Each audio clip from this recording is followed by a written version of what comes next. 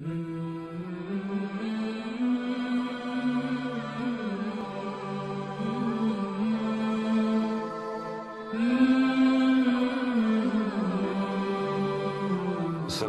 warahmatullahi wabarakatuh. Alhamdulillah. Selalu saja lisan kita memuji dan memuja Allah subhanahu wa ta'ala atas segala nikmat yang dilimpahkan kepada kita, terutama nikmat Islam dan iman. Di mana dengan Islam dan iman kita jadi mengenal siapa pencipta alam semesta ini, dan kita punya panduan hidup dan tahu tujuan kenapa kita ada di muka bumi ini. Kita tahu apa yang harus kita kerjakan dan apa yang tidak boleh kita kerjakan. Apa yang boleh kita nikmati dan apa yang tidak boleh kita nikmati. Sehingga akhirnya kita masuk ke satu zona di mana kita merasa aman dan juga nyaman karena punya panduan hidup. Dan puncaknya kita akan mendapatkan balasan pada saat bertemu dengan Sang Pencipta Allah Subhanahu wa Ta'ala di hari kiamat nanti, yaitu masuk ke dalam surga yang abadi. Dan ini nikmat yang harusnya selalu kita syukuri tentunya. Kemudian selanjutnya kita panjatkan juga salawat dan taslim kepada Nabi besar Muhammad sallallahu alaihi wa alihi wa sahbihi wasallam. Karena memang Allah subhanahu wa ta'ala perintahkan kita untuk selalu membacakan salawat kepada beliau. Dan kita akan membahas pada hari ini, temanya masih umum, yaitu berbahagia dengan pendapatan yang halal.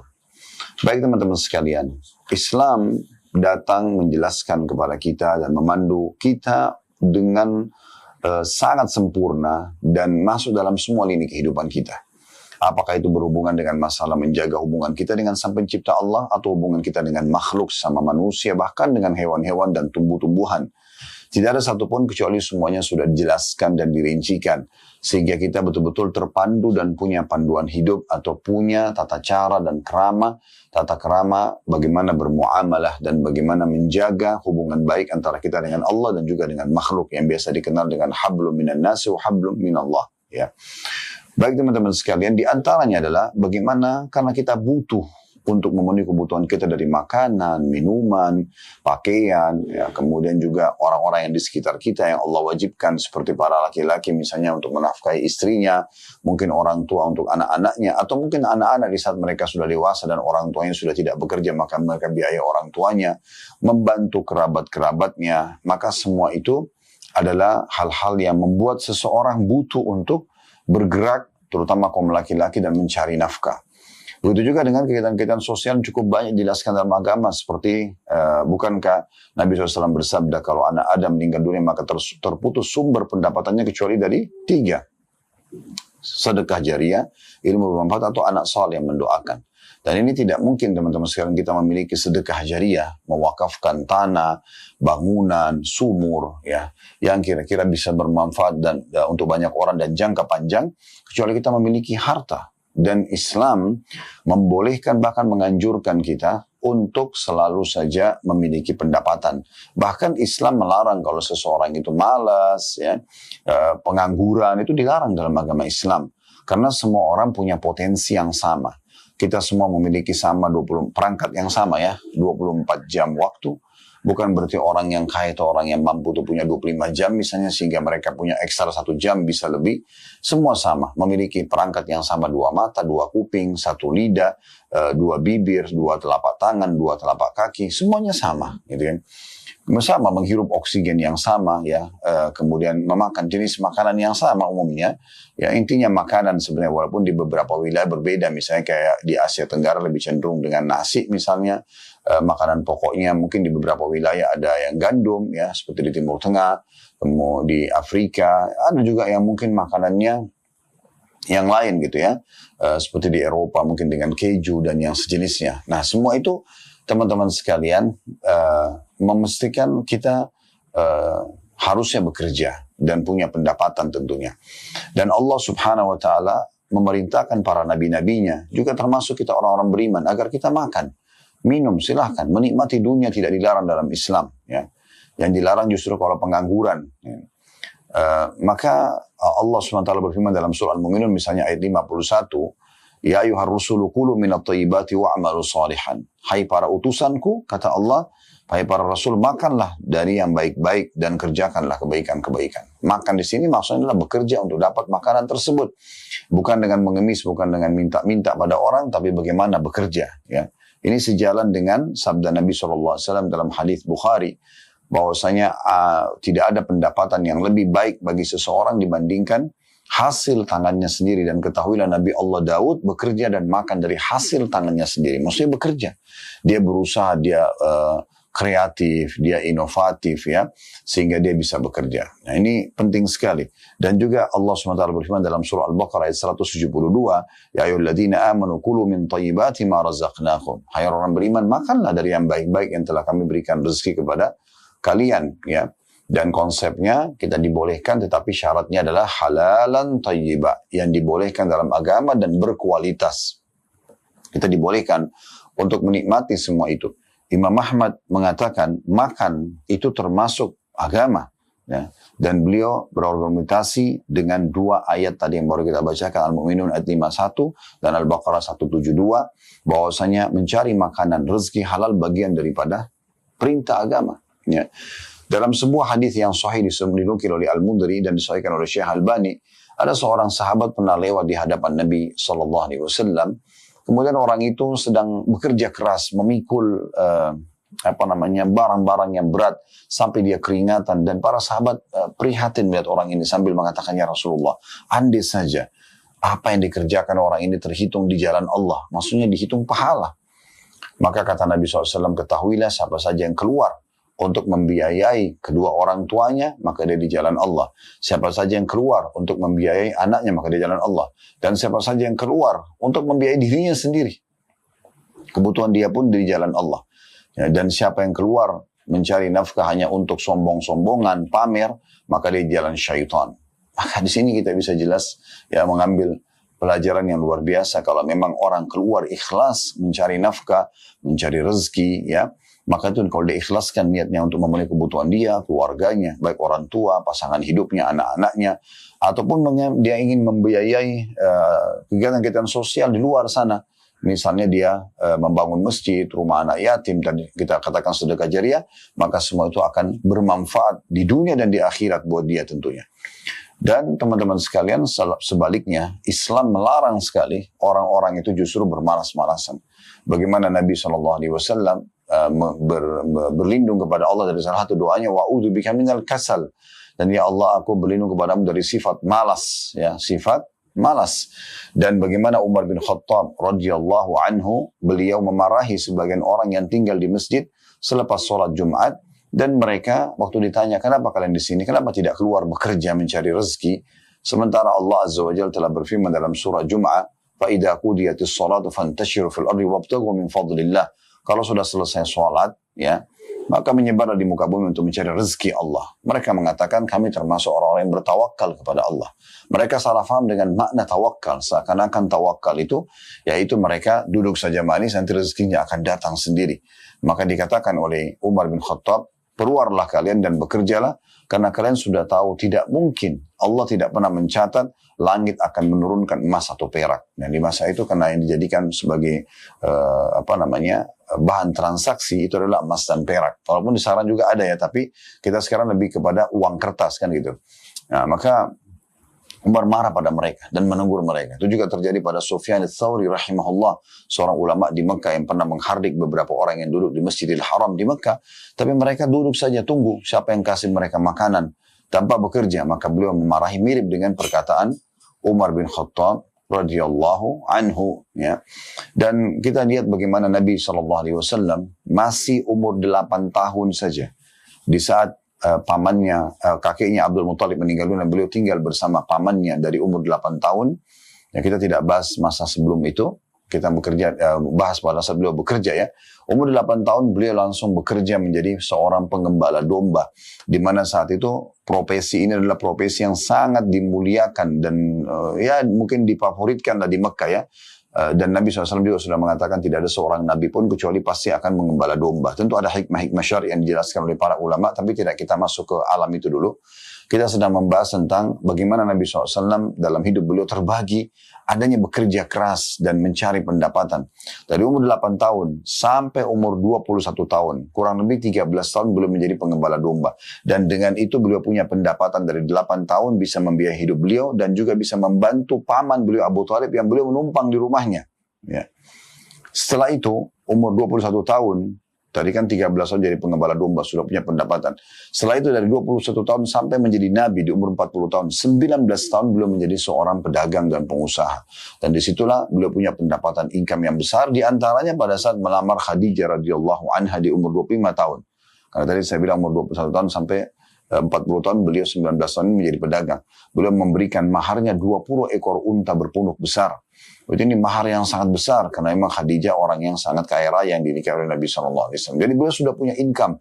Nah sayangnya banyak orang tidak menyentuh sisi ini ya dari kehidupan Nabi SAW. Mereka lebih banyak langsung masuk kepada setelah Nabi SAW jadi Nabi di umur 40 tahun sampai 63 tahun, 23 tahun. Lalu diambillah nasihat-nasihat dan perintah-perintah dari beliau SAW. Ini juga benar tentunya. Tetapi kita jangan lupa sisi di mana Nabi SAW justru Allah sudah mengaturkan hidupnya untuk bekerja dan punya pendapatan. Dan beliau mengatakan ta'awwadu minal faqri ya, wadzillati ya, berlindunglah kalian dari kefakiran dan juga kehinaan ya. Jadi Nabi SAW melarang kita untuk justru menghinakan diri kita, sengaja mengemis-kemis, memohon-mohon sama orang, hanya mengharapkan uluran tangan orang lain tanpa bekerja. Ya, kita justru disuruh bekerja dan juga kita dilarang justru untuk menjadi beban bagi masyarakat. Dan cukup banyak wasiat para sahabat dan para tabi'in, para ulama-ulama tentang masalah ini tentunya. Ya, di antaranya ada seseorang di antara mereka mengatakan di saat mau meninggal dunia kepada anak-anaknya, hai anak-anakku, carilah kasbal halal, cari pendapatan yang halal. Dan bahagialah dengan itu dan jaga baik-baik. Karena tidak ada orang yang meninggalkan pendapatan halal itu kecuali akan terhina dan juga akan ya ditinggalkan oleh orang-orang. Ya, ini penting sekali. Oleh karena itu Islam adalah agama yang bergerak. Bahkan kita dianjurkan punya kekayaan, ya punya pendapatan, punya pekerjaan, supaya kita bisa memenuhi kebutuhan kita dan juga kita bisa membantu orang lain. Makin besar kita punya andil ya kepada orang lain, maka makin besar pahala yang bisa kita dapatkan. Oleh karena itu berarti ini menjadi sebuah motor yang sangat luar biasa agar kita punya pendapatan yang baik, teman-teman sekalian. Dan Islam ya sebagaimana Nabi SAW mengatakan membolehkan orang untuk menikmati dunia ini. Ya, dan itu menandakan berarti harus punya income. Ya. Kata Nabi SAW, kebahagiaan itu ada pada 4. Istri yang salehah atau pasangan yang baik. Ya. Rumah yang luas, tunggangan yang nyaman, dan tetangga yang baik. 4 hal ini berhubungan sekali dengan masalah juga pendapatan. Istri yang baik, tentunya kita akan memberikan nafkah kepada istri. Kita butuh income. Dan Nabi SAW mengatakan, ketahuilah bahwasanya dinar yang kau infakkan untuk keluargamu jauh lebih besar pahalanya dibandingkan sebelumnya. Nabi SAW mengatakan dinar yang kau infakkan untuk perang di jalan Allah, pembebasan budak, fakir miskin. Lalu beliau mengatakan dinar yang kau berikan kepada keluargamu, istrimu, dan anakmu itu jauh lebih besar pahalanya. Kemudian juga teman-teman sekalian ya, ini dalil tentang masalah tadi ya, kita memberikan income buat keluarga itu cukup banyak dalil yang berhubungan dengan masalah ini tentang yang bisa kita dapat pahala di situ ya. Ini yang kata Nabi SAW 4 hal yang merupakan kebahagiaan, istri yang salehah, kemudian rumah yang luas. Bagaimana bisa kita punya rumah yang luas, yang cukup, yang layak? Kalau kita bahasakan mewah pun tidak dilarang, yang penting tidak berlebihan, tidak mubazir, dan dari pendapatan halal boleh. Rumah luas seperti rumah yang nyaman gitu, rumah yang layak untuk ditinggal dan orang penghuninya nyaman, orang yang dia juga merasa oh bagus ya, masya Allah gitu ya. Dan yang ketiga tunggangan yang nyaman, tunggangan yang bagus, motor yang bagus, mobil yang bagus, tidak dilarang dalam Islam. Dan tetangga yang baik, tentu tetangga-tetangga yang bukan masalah kayanya ya, tetapi tetangga-tetangga yang berpendidikan, orang-orang yang biasa tinggal di satu lokasi di mana lokasi itu mungkin orang-orang yang tahu, mereka pun mau masuk ke level di mana orang ini jauh dari kriminal, jauh dari premanisme dan segala macam. Itu kan juga butuh income, kayak orang sekarang banyak tinggal di satu komplek perumahan, klaster kah, atau tempat-tempat yang aman, ada security. Itu tidak dilarang dalam Islam. Sebaliknya kata Nabi SAW ada 4 kesengsaraan. Disebutlah istri yang buruk, akhlaknya jauh dari agama. Kemudian rumah yang sempit, tunggangan yang tidak nyaman, dan tetangga yang jauh dari agama ataupun yang buruk juga.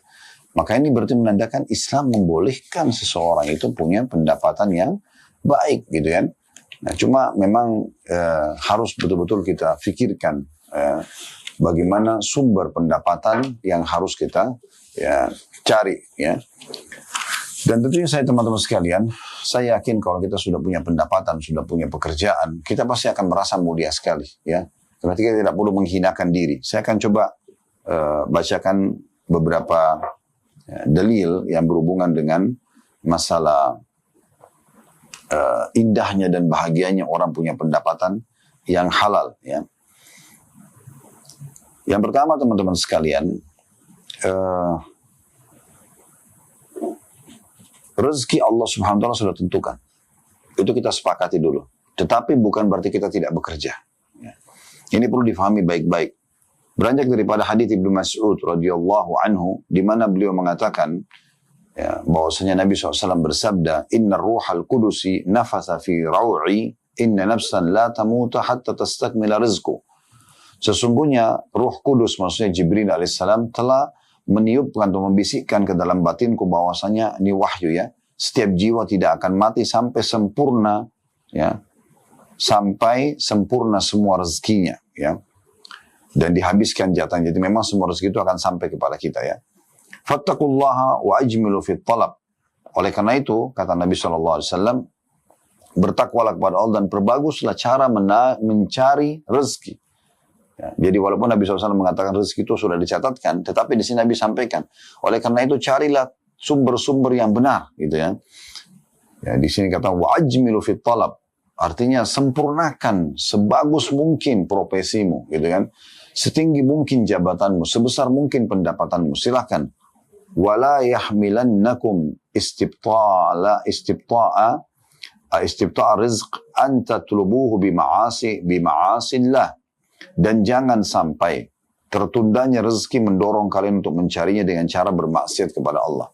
Belum dapat tapi akhirnya mencurilah, ambil jalan pintas yang haram atau manipulasi data. Fa inna Allah la yudrik ma indahu illa bi ta'ati. Karena sesungguhnya rezeki Allah tidak akan diperoleh kecuali dengan taat kepadanya. Ini disebutkan oleh Ibnu Abi Syaibah dan juga At-Tabarani dan disahihkan oleh Syekh Albani hadisnya. Maka di sini bagaimana caranya kita memahami rezeki sudah ditentukan? Ya, apakah berarti kita duduk manis saja tidak bekerja? Jawabannya tidak. Harus kita bergerak, bekerja. Dan nanti Allah Subhanahu wa taala akan memberikan kepada kita. Makin kita fokus kepada yang halal yang dibolehkan, maka makin banyak keberkahannya. Karena sebenarnya titik daripada manfaat daripada rezeki yang kita dapatkan itu keberkahannya, bukan kuantitas tapi kualitasnya. Ya, walaupun mungkin ada orang gajinya cuma 2 juta, 3 juta per bulan, kecil sekali. Atau mungkin anggaplah dia UMR misalnya, dia di 4 juta, 5 juta rupiah, tergantung wilayah masing-masing di negeri kita tentunya. Maka dia punya income, tetapi karena itu halal, pekerjaan halal, maka cukup untuk membiayai dia, istrinya, anaknya, 3, pertuanya kadang-kadang numpang di rumahnya, dia masih bisa bantu sekolah adiknya. Kita bisa temukan itu ya. Ada orang subhanallah mungkin income-nya 100 juta per bulan, mungkin 200 juta per bulan, tapi tidak ada keberkahan. Karena sumbernya haram, dari manipulasi, dari pungli dan segala macam. Maka akan mendatangkan berbagai macam masalah. Ya, nanti akan kita jelaskan di salah satu sesi kita insya Allah sebelum kita tutup nanti, itu tentang bahayanya, efeknya pendapatan haram itu. Sehingga Anda harus hati-hati, fokus saja kepada yang dihalalkan. Dalam hadis yang lain kata Nabi SAW, Ayuhan nas ittaqullah wa ajmilu fit talab. Wahai sekalian manusia, bertakwalah kepada Allah, selalu tunduk dan patuh kepada Allah, dan tempuhlah jalan yang sempurna, sebaik mungkin dalam mencari rezeki. Fa inna an-nafsa lan tamuta hatta tastawfiya rizqaha. Karena tidak mungkin jiwa itu meninggal kecuali sudah diberikan rezekinya. Wa in abta'a anha fattaqullaha wa ajmilu fit talabi. Khudhu ma halla wa da'u ma harma. Ya. Lalu kata Nabi SAW, karena sungguhnya tidaklah seorang hamba mati hingga ia benar-benar telah menyempurnakan atau disempurnakan rezekinya walaupun terlambat atau telat datangnya. Maka bertakwalah kepada Allah dan tempuhlah jalan yang baik dalam mencari rezeki. Tempuhlah jalan-jalan mencari rezeki yang halal dan tinggalkan yang haram. Diriwayatkan oleh Ibnu Majah. Jadi di sini berarti Nabi SAW menghubungkan antara rezeki sudah ditentukan, tetapi dengan juga harus tetap mencarinya. Itu ikhtiar, ya, ikhtiar untuk mencari hal tersebut. Dan juga Nabi SAW mengatakan tentang pentingnya punya pendapatan yang bersih ini, ya. Dalam hadis beliau riwayat Ahmad, kata Nabi SAW, ayyul kasbi atyab. Walau saya ditanya beliau, pendapatan apa wahai Rasulullah yang paling bagus? Qala amalu rajul biyadihi wa kullu bay'in mabrur. Yaitu pekerjaan seorang laki-laki dengan tangannya sendiri dan setiap transaksi jual beli yang halal. ya, sehingga diberkahi. Maka itu yang paling baik dari pendapatan seseorang. Ibnu Taimiyah menanggapi mengatakan wal qalilu minal halali yubarik atau yubarak fihi wal haramul katsir yadhhabu wa yamhaquhu Allah Ta'ala. Rezeki halal walaupun sedikit itu lebih berkah daripada rezeki haram yang banyak. Rezeki haram itu akan cepat hilang dan Allah akan menghancurkannya. Atau mendatangkan penyakit, mendatangkan segala macam. Nanti akan kita jelaskan lebih jauh masalah itu ya. Dari sisi lain teman-teman sekalian, ya, kita dimotivasi untuk jangan sampai mengemis. Usahakan kita memberikan andil kita, ya. Berikan jasa kita baru kita terima. Itu paling mulia dan paling mendatangkan keberkahan. Sebagaimana sabda Nabi SAW dalam hadis Bukhari Muslim, "Ma yazalu rajulu yas'alun nasa hatta ya'ti yaumul qiyamati laysa fi wajhi maz'atul lahmin." Jika seorang terus mengemis pada manusia, maka ia akan datang pada hari kiamat tanpa memiliki sekerat daging pun di wajahnya. Dipermalukan oleh Allah Subhanahu wa Ta'ala. Dalam hadis yang lain kata Nabi SAW riwayat Muhammad, "Man sa'ala min ghairi fakrin faka'annama ya'kulul jamr." Barang siapa yang meminta-minta padahal dia tidak fakir, ya, maka ia seakan-akan memakan bara api. Dalam beberapa hadis dinukil oleh Al-Mundhiri dalam kitab beliau At-Targhib wa Tarhib dan disahihkan oleh Syekh Albani, ya, ada beberapa riwayat Nabi SAW melarang seorang muslim meminta selama dia masih bisa makan untuk hari itu walaupun satu kali makan. Jadi kayak misalnya kita masih bisa makan nih. Kadang-kadang subhanallah makan sekali aja, mungkin sarapan, mungkin makan siang aja tuh makan malam. Satu kali makan sebenarnya masih bisa hidup hari itu kan. Kalau kita masih punya itu saja, sudah nggak boleh lagi kita untuk membuka ya, pintu mengemis. Bagaimana dengan orang yang punya kemampuan tapi selalu minta-minta saja dengan alasan tidak mampu. Ini sejalan dengan hadis Nabi SAW yang lain, siapa yang membuka pintu meminta-minta, maka Allah akan bukakan baginya pintu kefakiran. Di dalam hadis Bukhari kata Nabi SAW, "Laisal miskinul ladzi tarudduhul aklatu wal aklatan, walakinal miskinul ladzi laisa lahu ghinan wa yastahyi alla yas'alan nasa ilhafa." Namanya orang miskin bukanlah orang yang tidak menolak satu atau dua suap makanan, akan tetapi miskin adalah orang yang tidak punya kecukupan, lantas ia malu untuk tidak meminta dengan cara mendesak.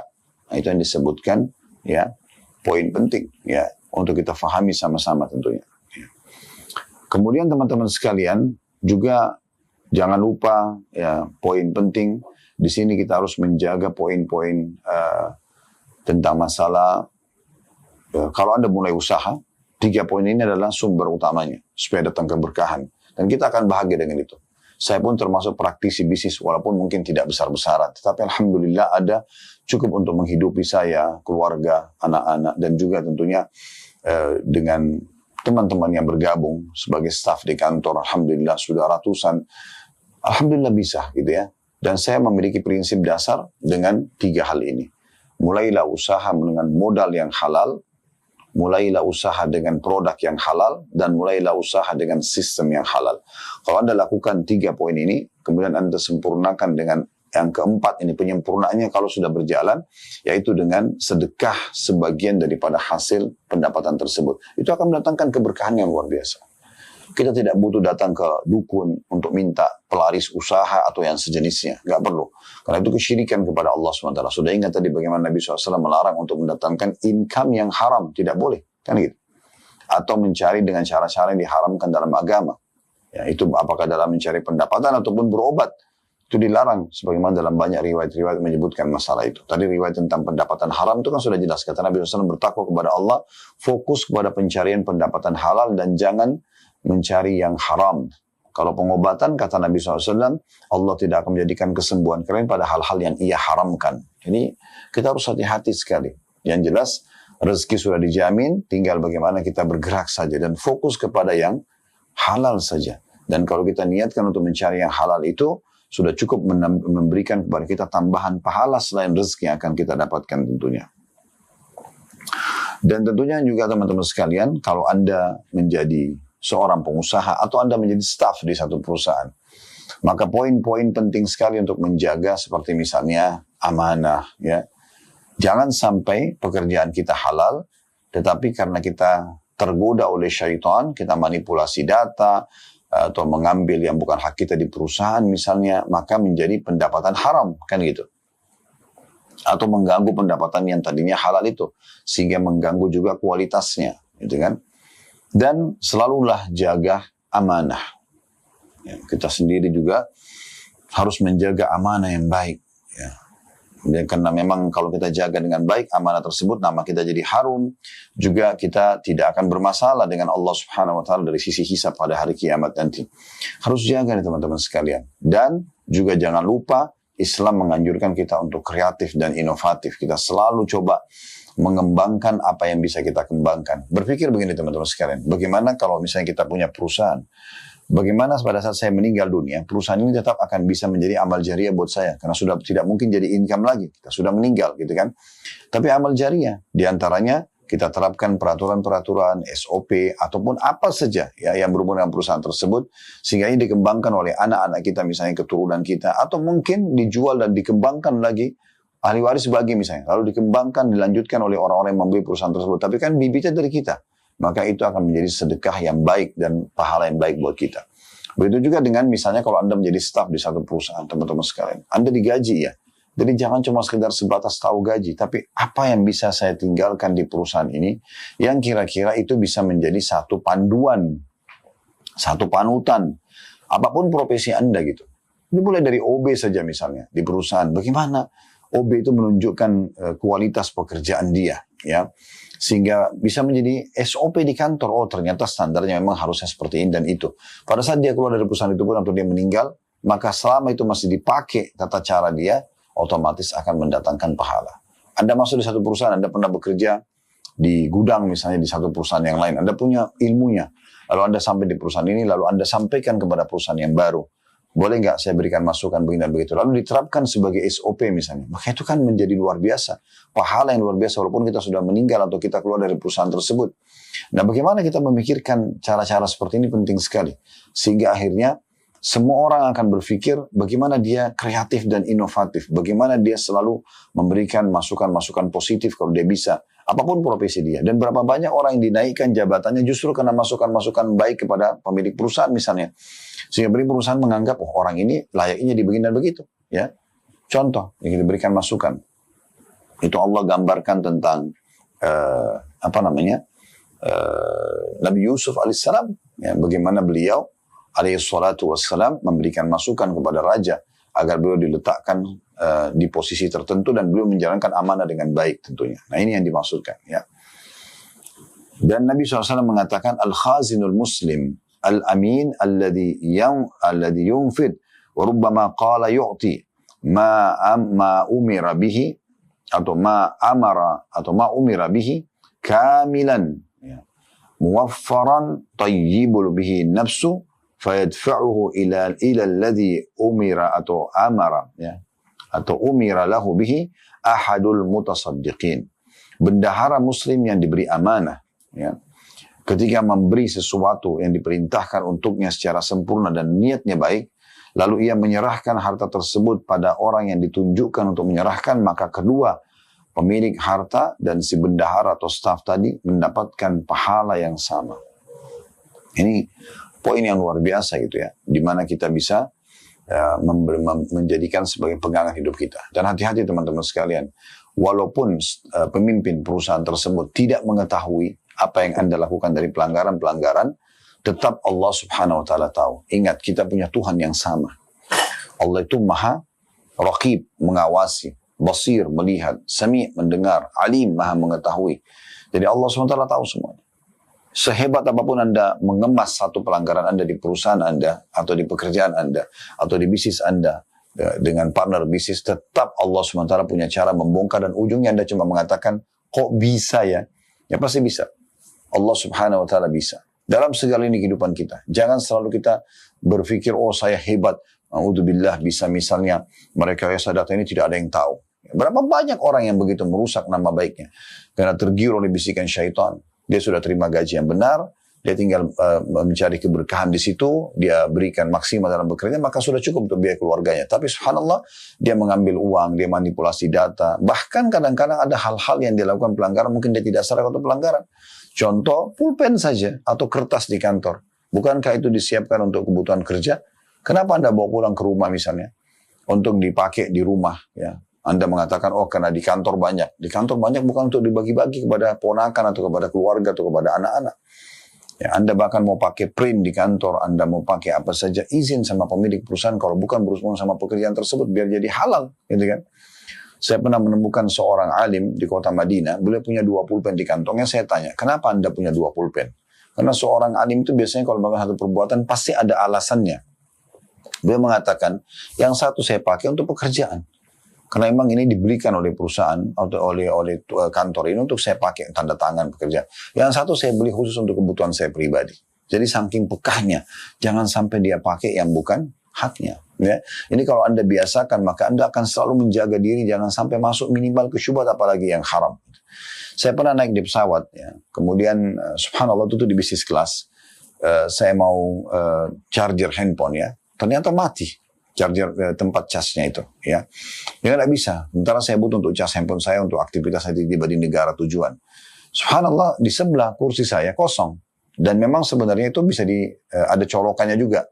Tapi saya berpikir tiba-tiba kalau saya pakai, yang saya bayarkan kursi ini bukan kursi sebelah, kecuali dengan izin para petugas. Maka saya panggil dulu pramugarinya atau pramugaranya waktu itu. Saya bilang, tolong saya cek ini saya mau cas nggak bisa. Mereka cek memang nggak bisa. Terus saya tanya, apa saya diizinkan untuk pakai colok di sebelah? Mereka mengatakan, baik silakan. Ya sudah, saya bisa colok di situ. Kalau tidak kan saya tidak bayar kursi itu. Contoh. Nah kepekaan seperti yang teman-teman akan muncul kalau kita memang sudah biasakan jadi kita agar selalu berpikir bagaimana yang saya nikmati, yang saya pakai. Semua hanya yang halal saja. Yang syubhat pun saya akan tinggalkan. Karena memang berbahaya sekali. Dalam sebuah hadis yang sahih, kata Nabi SAW, ada orang yang rambutnya berantakan, acak-acakan, tidak pakai alas kaki, berdebu pakaiannya. Lalu dia mengatakan, ya Tuhanku berikanlah. Bagaimana Allah berikan sementara makanan, minuman, pendapatannya ya haram, pakaiannya haram. Maka tidak bisa. Nah, begitu juga teman-teman sekalian dengan masalah pendapatan haram ini. Jadi hati-hati. Kenapa kita mengatakan bahagia dengan pendapatan halal? Karena dengan pendapatan halal akan datang keberkahan. Dan itu perintah syariat Allah Subhanahu Wa Taala. Sementara kalau yang haram itu akan menghilangkan keberkahan. Itu yang pertama. Ya. Seperti misalnya diantaranya sabda Nabi SAW, Al-bayyi'ani bil-khiyari ma'lam yatafarraqa, fa'in sadaqa wa bayyana burika lahuma fi bai'ihima, wa in katama wa kadaba muhikat barakatu bai'ihima. Penjual dan pembeli itu berada dalam khiyar. Masih boleh lanjutin transaksi atau batalkan transaksi selama keduanya belum berpisah. Jika keduanya jujur dan transparan, maka keduanya diberkahi dalam jual belinya. Sebaliknya, jika salah satunya menyembunyikan, apalagi dua-duanya, dan berdusta, maka akan dihapus keberkahan transaksi jual beli tersebut. Ya, hadis ini diriwayatkan oleh Bukhari dan juga An-Nasai. Ya, jadi kita bisa ambil pelajaran dari hadis ini teman-teman sekalian, bagaimana pentingnya seseorang itu untuk mendapatkan keberkahan, dia jujur dan tidak berdusta. Antum mau jual mobil, mau jual motor, dan pernah tabrakan. Ditanya, apakah pernah tabrakan? Iya, pernah tabrakan, tapi saya sudah bawa ke bengkel. Silakan dilihat di bagian kiri depan misalnya, atau bagian belakang kanan misalnya. Dicek sama dia, alhamdulillah, itu keberkahan, jujur. Dan kita yang mengatakan, kalau tidak pernah tabrakan kok, mobilnya bagus, mulus, padahal sebenarnya pernah tabrakan berapa kali. Maka pastikan teman-teman, mereka cuma minta nomor telepon, habis itu tidak akan terjadi transaksi. Karena memang kejujuran itu dibutuhkan. Nah ini penting sekali. Ya. Jadi kita mencari keberkahan. Dampak pendapatan haram menghilangkan keberkahan. Berkah artinya kecukupan ya. Jadi walaupun transaksinya sederhana, mungkin tidak terlalu besar keuntungan, tapi karena itu berkah, maka akan banyak manfaat daripada keuangan tersebut. Dan harta haram, sebagaimana tadi sudah kita jelaskan di beberapa dalil sebelumnya, kalau dia akan tidak cukup, akan mendatangkan mudarat-mudarat kepada pemilik pendapatan itu. Berapa banyak orang, subhanallah, saya pernah dengar dari paman saya sendiri, beliau tinggal di Malaysia, hafizahullah. Beliau mengatakan ada 2 orang pernah transaksi, dan tidak usah kita sebutkan sebenarnya dari 2 negara yang berbeda. Intinya beliau kenal orang yang transaksi ini. Yang satu mengajak transaksi si A, mengajak si B transaksi. Ya. Maksudnya mengajak supaya investasi bisnis. Namun pada saat itu, si B masih ragu. Lalu si A datang membawa Al-Quran lalu mengatakan, Anda percaya ini? Dia bilang, si B mengatakan iya. Si A bilang, Anda percaya ini? Si B mengatakan iya. Dia mengatakan, saya bersumpah atas nama ini, saya jujur. Saya akan betul-betul mengelola uang ini dan bisnis ini dengan benar. Maka si B, karena Muslim dan dia tahu ini Al-Quran didatangkan dan dia sumpah atas kemuliaan Al-Quran, maka dia kasih investasi. Subhanallah, 3 bulan berjalan masih komunikasi aktif, 4 bulan sudah putus komunikasi. Si B coba mencari, nggak bisa, HP-nya mati, tidak bisa dikontak, dan karena beda negara mereka agak kesulitan. Si B agak kesulitan untuk melanjutkan dan mencari tahu si A, apalagi dia sudah pindah alamat rumah dan segala macam, jadi sudah ada maksud yang tidak benar. Lalu kemudian si B akhirnya berpasrah, tawakal kepada Allah karena sudah tidak mungkin lagi mendapatkan haknya dia. Apa yang terjadi teman-teman sekalian? Setahun kemudian, hanya setahun saja berlalu, tiba-tiba si A ditemukan berada di satu negara yang lain. Dia harus cuci darah karena diuji oleh Allah SWT dengan penyakit, dan dia mengeluarkan uang lebih besar daripada yang sudah dia tipu si B tadi. Dan si B diberikan oleh Allah Subhanahu Wa Taala sumber pendapatan dan investasi jauh lebih besar daripada apa yang sudah ditipu oleh si A tadi. Begitu luar biasanya Allah Subhanahu Wa Taala dan begitu mudahnya Allah membalikkan keadaan. Berapa banyak owner yang menipu stafnya, mengatakan tidak ada uang perusahaan lalu menunda pembayaran. Padahal Nabi SAW mengatakan bayarlah gaji dan hak para staf sebelum keringat mereka kering. Lalu kemudian Allah bangkrutkan usahanya, Allah sulitkan dia, Allah permalukan dengan demo staf-stafnya misalnya. Berapa banyak sebaliknya staf-staf yang curang dengan perusahaannya. Tadinya sudah bagus kedudukannya, sudah harum, tapi dia curang, dia membuka pintu kecurangan dengan manipulasi data, dengan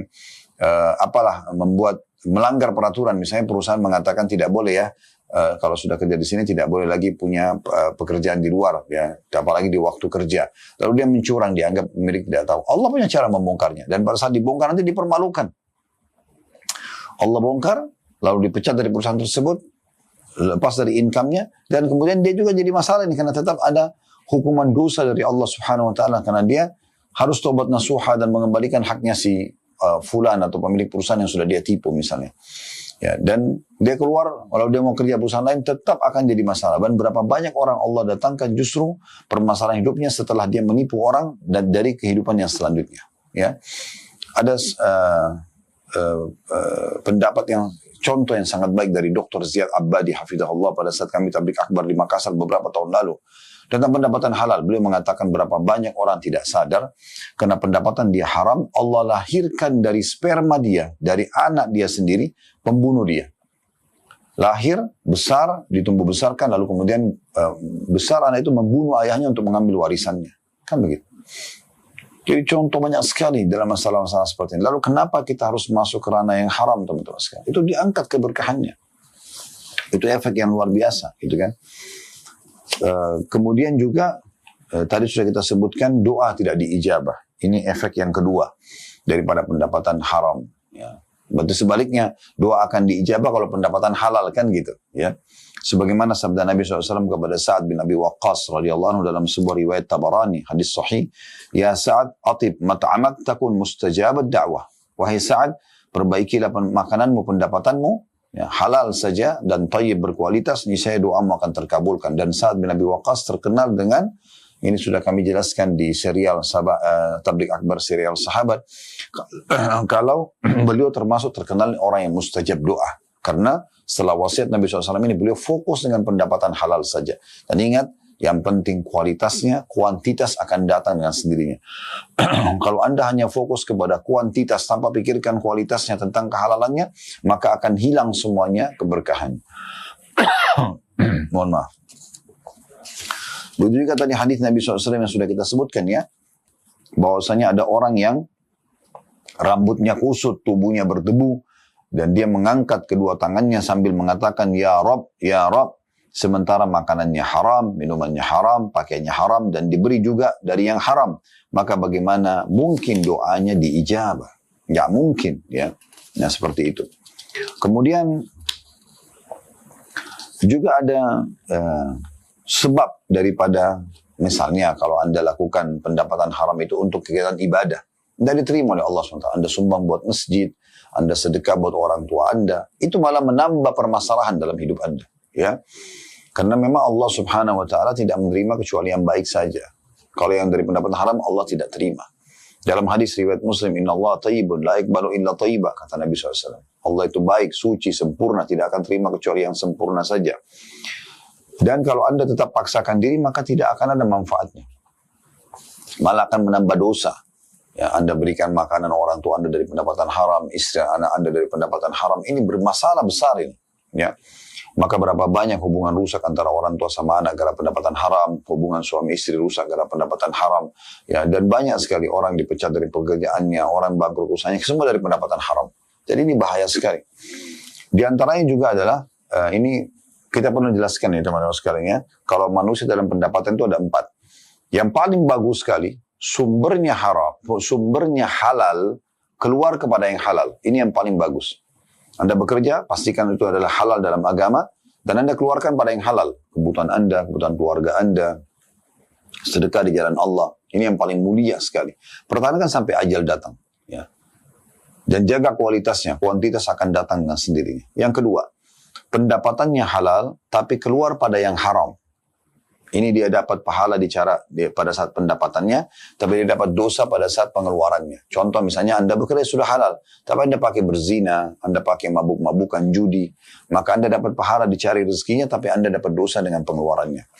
Kemudian yang ketiga adalah dibalik ya, pendapatannya haram, tapi dikeluarkan pada yang halal. Nah ini yang sedang kita singgung nih. Misalnya dia pendapatan manipulasi data, korupsi, kemudian dia pakai untuk umroh, untuk haji, untuk biaya keluarganya. Ini semua dia dapat dosa dari semuanya. Karena dari haram dia larikan kepada yang halal, yang tidak boleh. Yang keempat yang paling buruk, sudah haram pendapatannya, kepada haram juga dikeluarkan. Hasil mencuri dipakai berzina, dipakai mabuk. Ini pendapatan yang paling buruk. Maka hati-hati teman-teman sekalian. Dan ingat sabda Nabi SAW, tidak akan beranjak kaki seorang hamba pada hari kiamat sampai ditanya tentang 4 hal. Ya. Itu dijelaskan di dalam hadis yang sahih. Ya. Lan tazula kadama 'abdin yawmal qiyamah hatta yus'al an 4. Tidak akan tergelincir atau beranjak kedua kaki seorang hamba pada hari kiamat sampai ditanya 4 perkara. Yang pertama adalah an umri fi ma'afnah.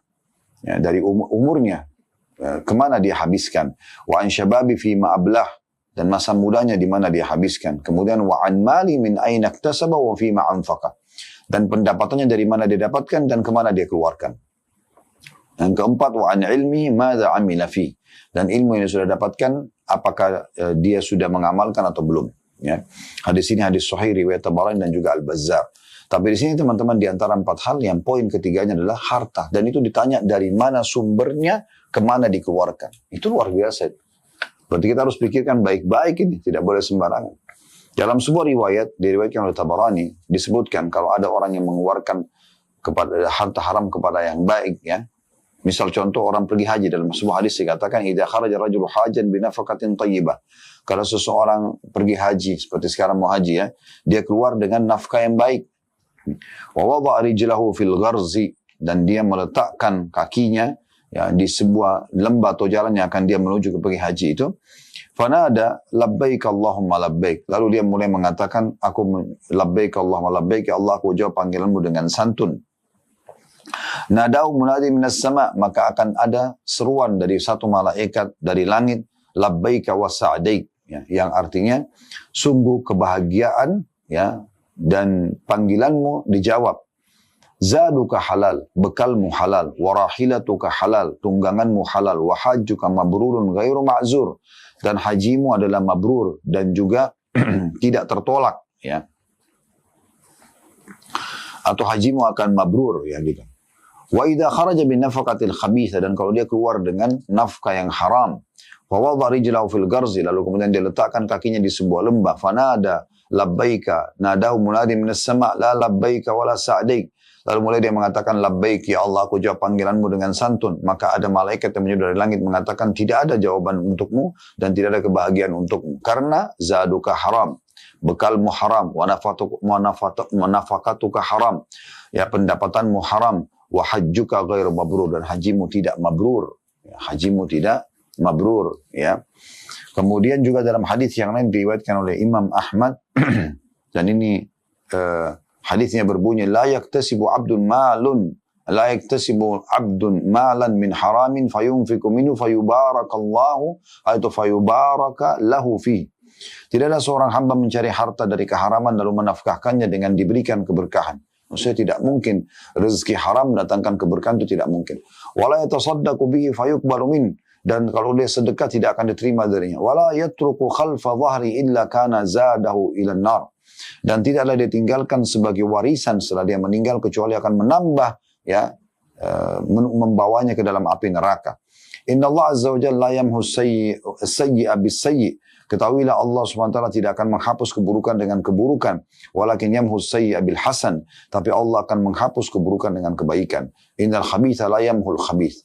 Sesungguhnya keburukan tidak akan pernah menghapuskan keburukan yang lain. Tapi kita lihat di sini bagaimana Nabi SAW ingatkan tentang masalah itu. Nah, rezeki haram tidak akan mendatangkan keberkahan atau kecukupan. Abdullah bin Mubarak rahimahullah, atau kita mulai dari Abdullah bin Umar, dulu sahabat Nabi yang mulia radhiyallahu anhu, beliau mengatakan, sungguh menolak 1/6 dirham dari keharaman adalah lebih baik daripada 100.000 dirham yang dinafkahkan di jalan Allah. Saking pentingnya untuk menolak pendapatan haram itu, sampai-sampai misalnya ada teman dia tawarkan satu proyek atau tawarkan satu pendapatan dari penipuan, manipulasi di perusahaan misalnya, kata beliau menolak 1 dirham saja, ya, yang haram, ya. Maaf, 1/6 dirham malah. 1 dirham dibagi lagi jadi 6. 1/6 dirham menolak itu yang haram lebih baik daripada bersedekah dengan 100.000 dirham. Itu luar biasa, ya, pendapatan beliau atau pendapat beliau. Kemudian Abdullah bin Mubarak, seorang tabi'in rahimahullah, berkata, sungguh jika aku menolak 1 dirham dari syubhat, tidak usah haram, masih ragu, boleh nggak sih teman kita tiba-tiba kasih amplop, kasih apa ini, pendapatan apa? Jangan sampai karena dia manipulasi di kantor kemudian dia langsung berikan kepada kita juga, ya. Maka beliau mengatakan, sungguh jika aku menolak 1 dirham dari yang syubhat, lebih aku sukai daripada menyedekahkan 600.000 dirham. Jadi di sini dari dua pendapat atau pernyataan sahabat dan tabi'in ini, Abdullah bin Umar dan Abdullah bin Mubarak rahimahullah, memberikan gambaran kepada kita bahwasanya memikirkan untuk menolak yang haram lebih penting daripada mengeluarkan pada yang halal, gitu. Walaupun mengeluarkan yang halal pahalanya besar, tetapi kalau ada yang syubhat supaya tidak masuk ke dalam diri kita, maka itu lebih mulia tentunya. Terlebih lagi tentunya dia bisa merusak hati, ya. Pendapatan haram bisa merusak hati. Dikatakan oleh Nabi SAW dalam hadis yang masyhur riwayat Bukhari Muslim, ala inna fil jasadi mudghah idza salahat salahal jasadu kulluh. Sungguh dalam diri manusia ada gumpalan daging yang kalau dia baik, baik semuanya jasad itu. Wa idza fasada fasada jasadu kulluh. Dan kalau dia rusak, rusak semua jasad, ya, ala wahiyal qalb, dan itulah hati manusia. Ibnu Hajar mengatakan menanggapi hadis ini, di dalamnya terdapat peringatan supaya mengagungkan nilai hati dan menganjurkan supaya memperbaikinya, serta mengisyaratkan bahwasanya penghasilan yang baik itu memiliki dampak. Di antaranya Imam Ahmad rahimahullah, salah dari 4 imam madzhab, berkata, waktu ditanya dengan apa hati bisa lunak sehingga hati itu tidak rusak, maka kata Imam Ahmad, dengan pendapatan halal, dengan pendapatan halal. Ya, ini penting sekali. Belum lagi teman-teman sekalian efek yang lainnya, pendapatan haram itu akan membuat kegelisahan jiwa. Ya. Gak ada orang teman-teman manipulasi data, dapat uang, kemudian dia tenang mengelolanya. Dia keluarkan pun dia tahu itu bukan haknya dia sebenarnya. Ada beban kejiwaan. Tapi kalau halal, dia leluasa berbagi, dia leluasa pakai, dia senang aja, tidak ada masalah. Karena pendapatan dia halal. Gitu kan. Begitu juga, belum lagi yang disiapkan siksaan yang berat di api neraka nanti. Dalam sebuah hadis riwayat Tabarani, kata Nabi SAW, ayyuma lahmin nabata min suhtin fannaru awla bihi. Suatu daging atau darah dagingnya yang tumbuh dalam diri seseorang dari keharaman, maka neraka lebih pantas baginya. Ya, neraka lebih pantas baginya. Ini luar biasa. Ya, tidak boleh sembarangan karena akan mengarahkan kita kepada hal tersebut. Ya.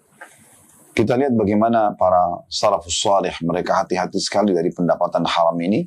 Di antaranya Nabi SAW dalam sebuah riwayat yang dinukil oleh Imam Ahmad, beliau pernah masuk di rumah salah satu istri beliau, yang kalau saya tidak salah ingat pernah saya temukan itu di rumah Ummu Salamah radhiyallahu anha, istri Nabi SAW.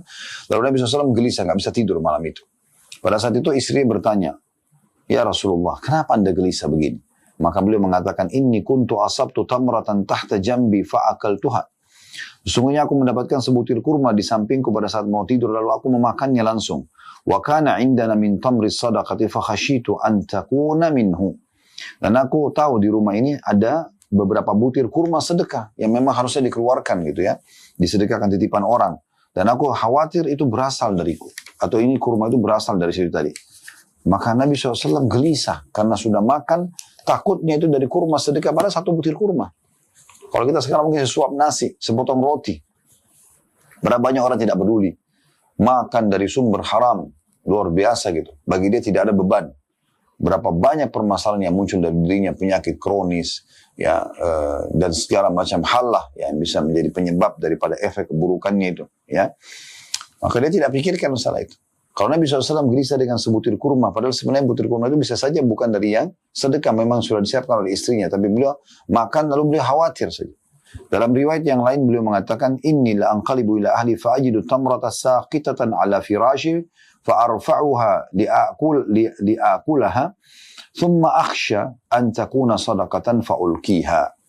Aku pulang pada keluargaku, lalu aku mendapati sebutir kurma tergeletak di atas tempat tidurku, lalu aku mengangkatnya untuk memakannya, kemudian aku khawatir bila dia adalah sedekah, maka aku menaruhnya, dalam hadis Bukhari Muslim. Tentu Nabi SAW memang tidak menerima sedekah ya, tidak menerima sedekah. Abu Bakar radhiyallahu anhu mungkin dalam sebuah kisah, beliau pernah punya seorang budak teman-teman sekalian, dan budaknya ini diizinkan oleh Abu Bakar untuk bekerja, silakan bekerja, punya pendapatan nanti buat dia. Tapi orang ini karena punya rasa terima kasih pada Abu Bakar, dia pun kalau pulang sering membawa makanan lalu makan bersama Abu Bakar. Sebagai bentuk tawadhu, Abu Bakar makan bersama budaknya itu. Ya, di masa itu ada perbudakan ya. Satu waktu budak itu pulang bawa makanan, Abu Bakar tidak tanya. Biasanya Abu Bakar tanya, dari mana kau kerja? Kau kami dari mana? Maka dia mengatakan dari sini, dari situ. Hari itu Abu Bakar tidak tanya. Sudah makan baru Abu Bakar tanya, dari mana pendapatanmu? Dia mengatakan dulu di masa jahiliyah sebelum masuk Islam, saya pernah pura-pura jadi dukun. Dia bilang begitu. Terus ada orang yang kebetulan dia tanya, saya sebutkan, ternyata mirip seperti itu. Jadi solusi buat dia.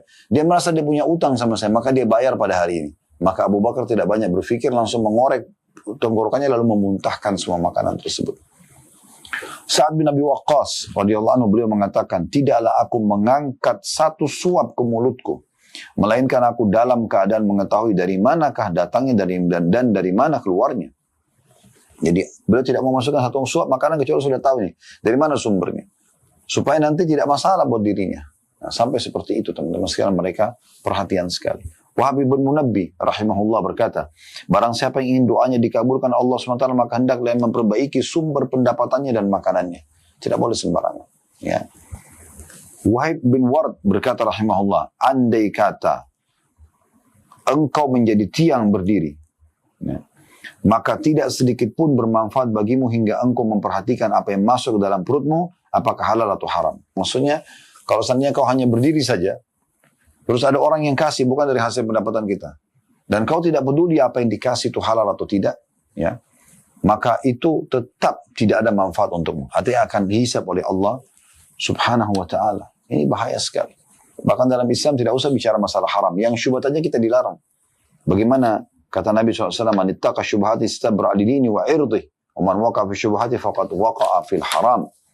Barang siapa yang meninggalkan perkara-perkara yang syubhat, maka ia, ya, barang siapa yang meninggalkan perkara-perkara yang syubhat, ragu-ragu boleh enggak ya, maka ia mencari, ya, dan menyelamatkan kehormatan agamanya, ya, dan kehormatan dirinya.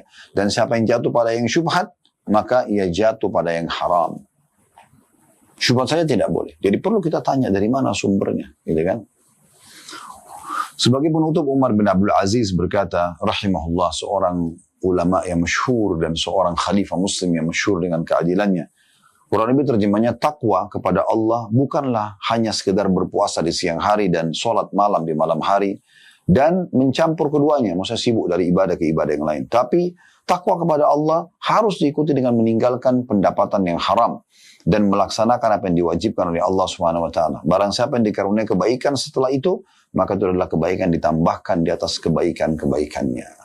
Nah, ini poin penting teman-teman sekalian. Ucap teman-teman sekalian, kalau ada benar dari Allah, kalau ada salah dari saya, mohon dimaafkan. Subhanakallah wa bihamdika, asyhadu an la ilaha illa anta astaghfiruka wa atubu ilaik. Wassalamualaikum warahmatullahi wabarakatuh.